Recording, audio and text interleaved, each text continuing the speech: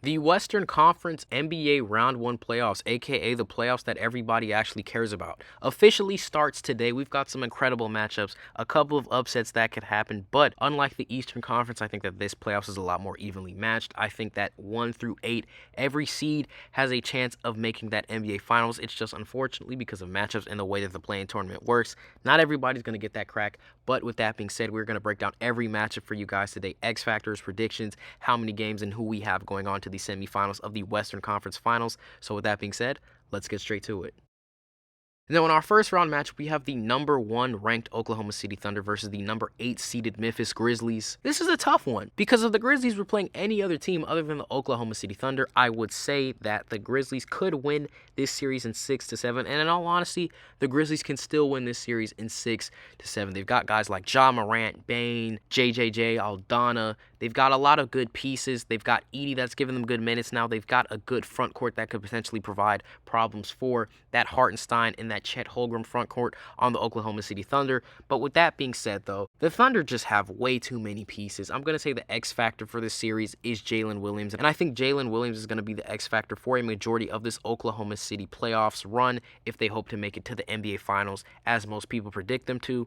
Jalen Williams being that consistent second option, the same way Desmond Bane is for Ja Morant, I think that's going to be huge because the Thunder do have more depth than the Memphis Grizzlies. You've got Case and Wallace, you've got Wiggins, you've got Chet, Hartenstein, Caruso, J-Dub, SGA, probably league MVP SGA at that. If Jalen Williams shows up consistently as that second option for the Oklahoma City Thunder game after game, I don't even know who the Memphis Grizzlies are going to throw on him. You don't have Dillon Brooks anymore. You don't have a crazy perimeter defense anymore. So with that being said, you're not going to put Luke Kennard on J-Dub. That's free eats. So with that being said, I think if Jalen Williams is able to get his game going early on, it's going to be downhill. Ja Morant is going to have his moments. The Grizzlies are going to have their moments. But I just think the Oklahoma City Thunder are the first seed for a reason, and they are the more complete team. I've got the Oklahoma City Thunder winning in 6.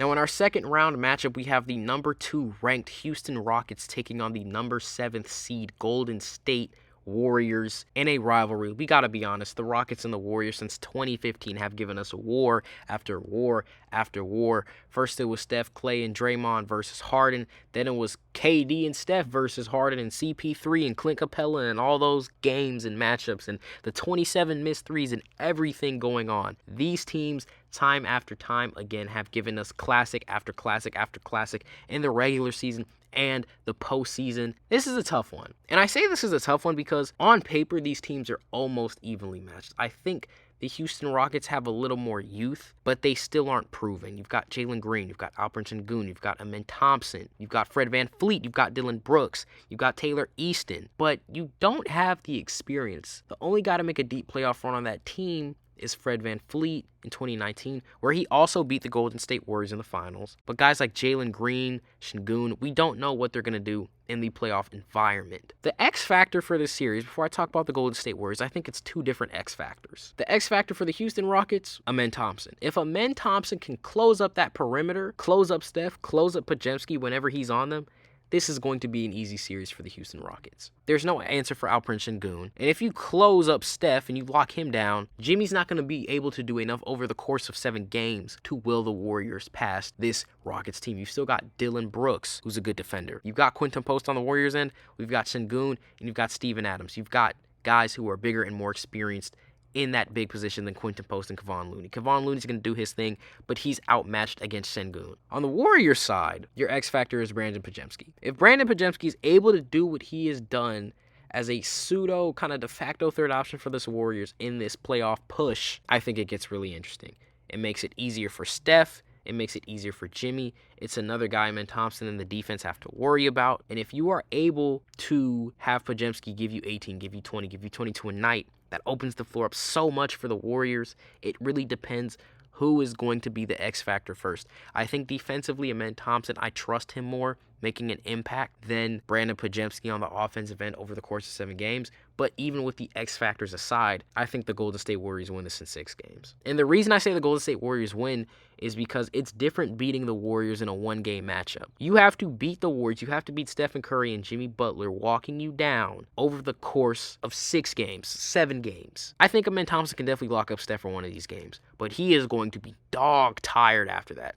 Same thing we said with Jared Vanderbilt. Locked up Steph that first game a little bit in that Lakers-Warriors series in 2023, and then in the fourth quarter, it's like, oh my gosh, how does Steph have 28 already? It's time to be a Steph Curry stopper until it's time to be a Steph Curry stopper. And even 37-year-old Steph Curry, we have not seen him stopped over the course consistently by one player for 7 games straight. I think the Warriors are a little bit more experienced.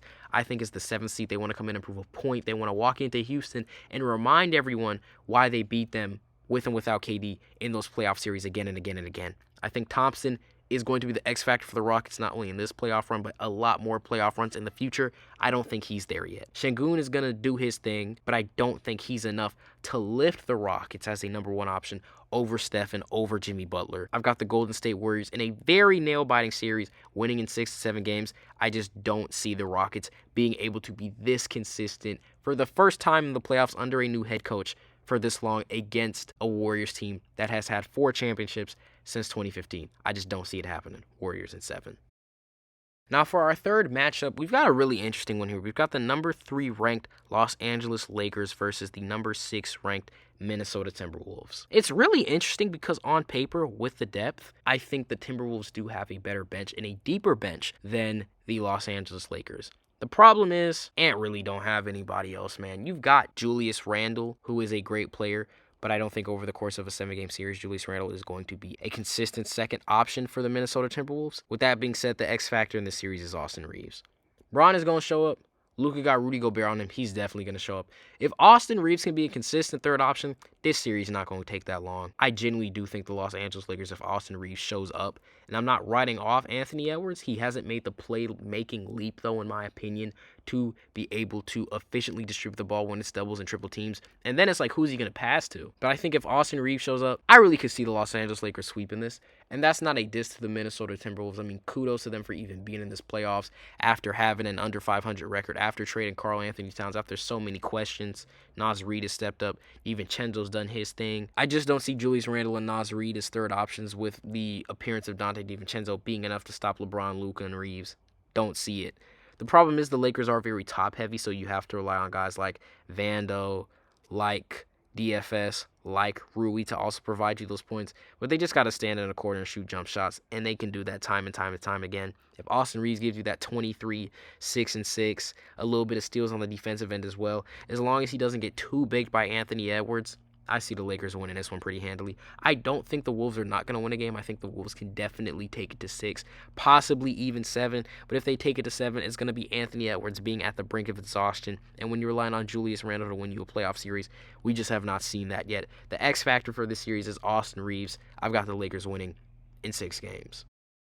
And for the last seed for the first round of the NBA Western Conference playoffs, we have the number 4 ranked Denver Nuggets versus the number 5 seed Los Angeles Clippers. I'm very split on this series.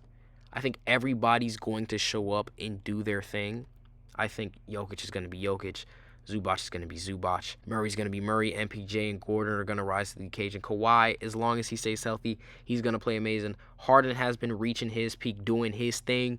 The X factor for this series is Norman Powell. Because the conversation for Norman Powell, it shifted from 6th man of the year frontrunner to, what's he doing sometimes? He's just running around. If Norman Powell is not able to provide that 1-2-3 punch for the Los Angeles Clippers a majority of the series, and you're relying on Harden and Kawhi having vintage games over the course of 7 games, it's a tough one. Because you're going against Jokic, you're going against Murray, you're going against a Nuggets team that, while they aren't as stacked as the Los Angeles Clippers, you're going against a team that's already won a championship. And this Los Angeles Clippers team has championship DNA, but actually doing it on this Clippers organization, they're very unproven.